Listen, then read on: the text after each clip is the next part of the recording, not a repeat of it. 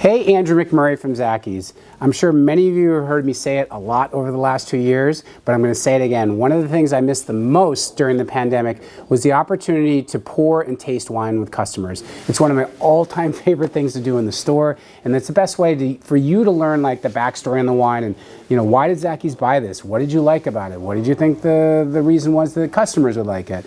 So I just returned from a trip to Italy about a week and a half ago, and I thought I would taste today 4 wines for you quickly that either resonated with me from the trip I was on or that we bought during the pandemic and you might not know about, and just to give you the inside track on these wines. Now, important thing, you gotta stay tuned to the end of the video. You gotta listen to my tasting notes because at the end I'm gonna give you some 6-pack pricing that we're offering on these 4 wines that are unbeatable prices. So, we'll get started. First wine is Tenuta Perano. It's a Chianti Classico, and it's from the Frescobaldi family. And I had the chance to sit and taste with Lamberto Frescobaldi at the estate. Now, the cool thing about Tenuta Perano is you probably have never heard of it, and the reason is the family just purchased this estate within the last 5 years, and it's their first foray into Chianti Classico. Now, Frescobaldi's, hundreds of years in the business, they never owned a property in Chianti Classico. Tenuta Perano is it.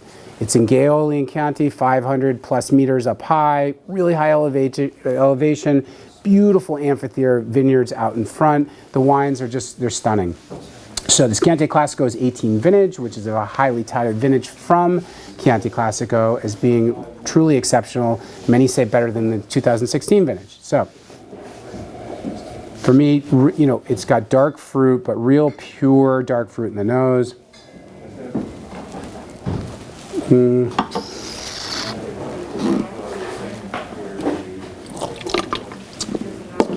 the palate, it's a Chianti Classico that's got tannin, right?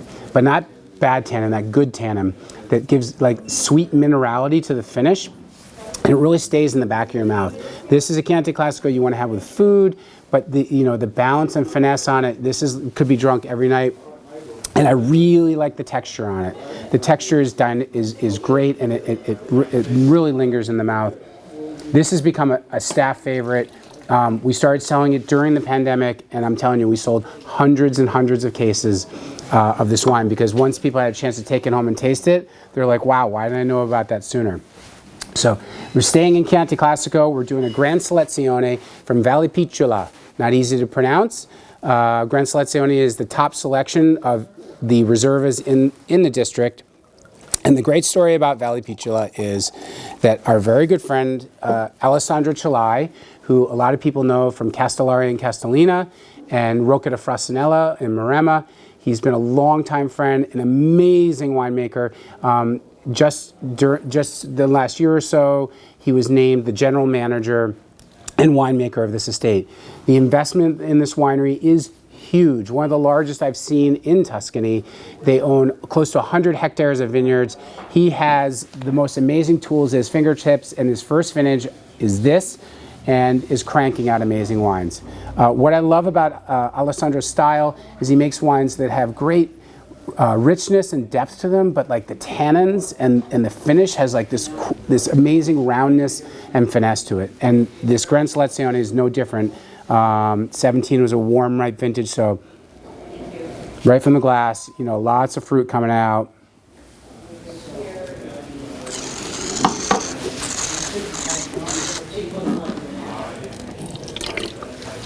On the palate, this is a real mouth filler, but not too rich, not too sweet.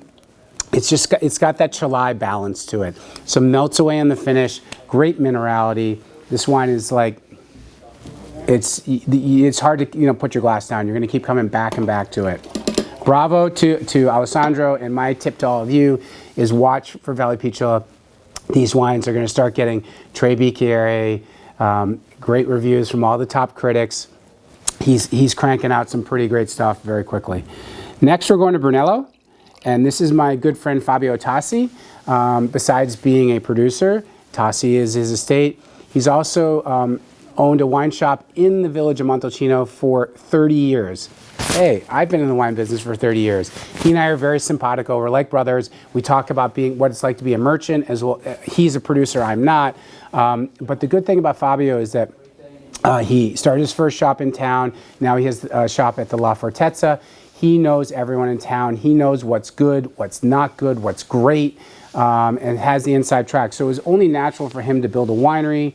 His family has been there for, gosh, a really long time. They produced honey before they produced wine. And this 15 it's a single vineyard. It's called his Premier Cru. We bought this obviously before COVID, but this wine, as it's been in the bottle and been in the store, man, it's a stunner. Right from the glass, it's going to probably be one of the most perfumed Brunello you'll ever taste.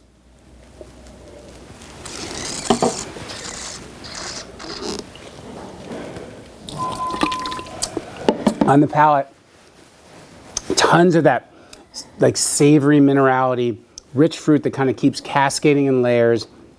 And what I always tell customers when I'm talking about this wine is blind taste this to people who think they're Brunello experts or that they spend $200 a bottle on the best Brunello out there.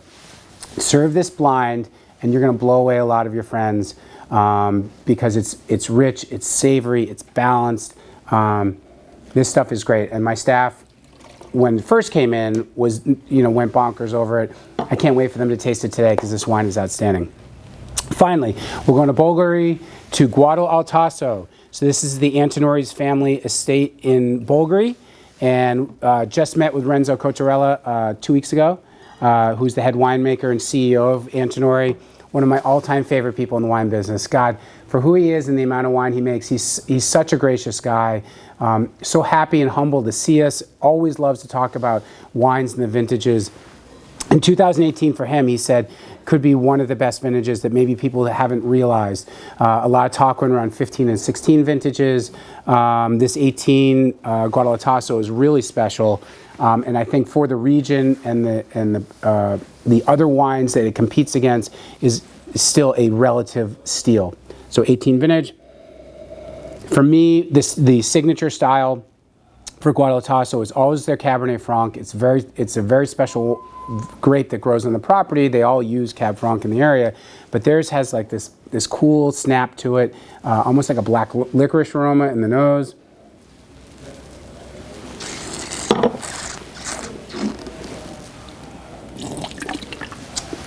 On the palate, just spreads in the mouth. Spreads, goes back, but it has this melt-away quality to it. Again, I think all four of these wines that we're tasting today all have this savory minerality. And when I say savory minerality, I mean it like dries out your palate at the end and like it gives you that smack in the mouth that makes you want to keep coming back for more. That's a sign of a great wine is having that real savory style to it.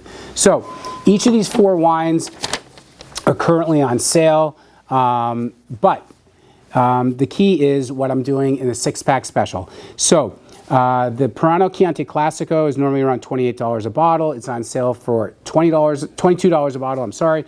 And we've got it 6 packs for $120 a 6-pack. You do the math on that. Vallepicciola is normally $50 a bottle, on sale for $40, and on a 6-pack you can get it for $210. And both the Cru from Tassi and the Guado al Tasso they retail for around $150 a bottle. I still think it's worth it for that. These each go down to $600 a 6-pack.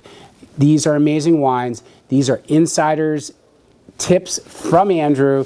This is the reason we bought them. The pricing should be the reason you want to buy them. All four of these wines are great. We look forward to tasting and giving you more insider tips on future tastings, so stay tuned and keep an eye out for Zachys and what we have to offer. Cheers.